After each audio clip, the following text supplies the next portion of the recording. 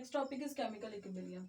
अब chemical equilibrium सबसे पहला जो टॉपिक था, this is the chemical equilibrium, chapter का नेम।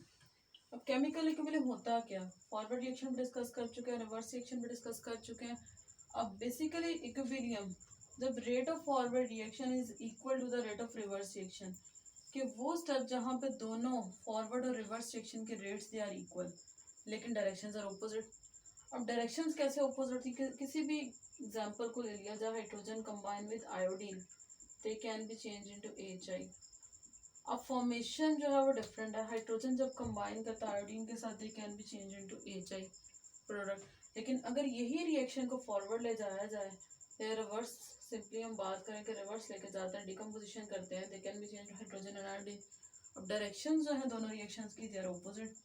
पहले ये क्या होती है, कंबाइन करते हैं, दे can be change into HI, लेकिन जब ये रिएक्शन बैकवर्ड या रिवर्स जाता है तो इसकी डिकम्पोजिशन होती है।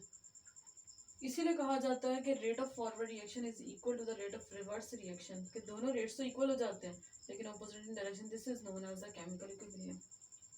अब दो पॉसिबिलिटीज आती हैं केमिकल इक्विलिब्रियम की, बेसिकली स्टेट्स कहा जाता है ये पॉसिबिलिटीज ऑफ केमिकल इक्विलिब्रियम। पहली पॉसिबिलिटी जो है, this is a dynamic equilibrium and the other one is static equilibrium. Dynamic का वर्ड जब आता है तो इसका मीन है वो चीज जो मोशन में रहे, जो मूव करती रहे, डायनेमिक मीन्स मोशन। स्टैटिक की बात की जाती है तो स्टॉप, कि कोई भी चीज अब रुक जाती है। अब dynamic equilibrium basically possibility chemical equilibrium की बात करते हैं तो वो रिएक्शन जहाँ पे रिएक्टेंट्स और प्रोडक्ट्स की कंसंट्रेशन इक्वल हो जाए। अब कंसंट्रेशन मीन क्या होती है, जो अमाउंट हम रिएक्टेंट की यूज़ करते हैं वो जब हमारे पास प्रोडक्ट बनाएगी तो जितना हम रिएक्टेंट यूज़ करेंगे बनने वाला प्रोडक्ट भी उतना ही रहेगा। मीन अमाउंट या concentration of reactant and products they are equal. लेकिन अब रिएक्टेंट से जब प्रोडक्ट में चेंज होगा, reactant they can be change into product, कि जितना हमने रिएक्टेंट यूज किया था उतना ही प्रोडक्ट बनेगा। सिंपल एग्जांपल ले लेते हैं हम लोग, हाइड्रोजन कंबाइन करता है ऑक्सीजन के साथ, दे can be change into water molecule. अब इस केस में हम जब बात करते हैं वाटर मॉलिक्यूल की, तो जितनी हाइड्रोजन ऑक्सीजन कंबाइन करेंगे उतना ही वो वाटर में चेंज होगा। तो basically amounts they are equal लेकिन डायरेक्शंस अपोजिट होंगी। जब हाइड्रोजन और ऑक्सीजन कंबाइन करेगा तो this is the formation of water molecule, लेकिन इसी वाटर मॉलिक्यूल को जब ब्रेक डाउन करके हाइड्रोजन ऑक्सीजन में चेंज करेंगे, दिस इज अ डिकम्पोजिशन। तो बोथ की डायरेक्शंस क्या होगी, चेंज हो जाएगी। नेक्स्ट बात आती है स्टैटिक। स्टैटिक की भी बात की, दिस इज नो स्टॉप, किसी भी चीज का रुक जाना।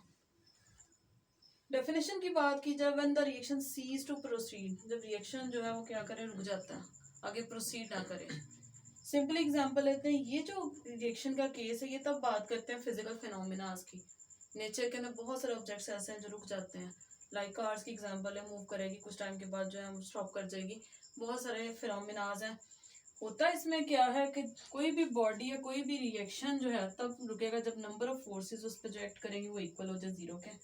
मीन फिजिक्स का लॉ है कि the sum of forces must be equal to zero.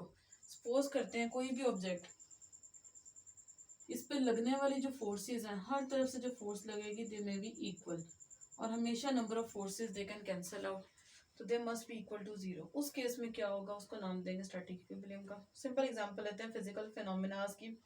Buildings की एग्जांपल आ जाती है, बिल्डिंग्स कभी मूव नहीं करती, हमेशा अपनी स्टैटिक पोजीशन पे रहती हैं। इसमें बेस्ट एग्जांपल लेते हैं eiffel टावर की, और बहुत सारे एग्जांपल्स हैं। रूम में पड़ा हुआ फर्नीचर आ जाता है, ये बोर्ड जो हम लोग यूज़ कर रहे हैं, इस केस में क्या होती है, स्टैटिक पोजीशन पे है।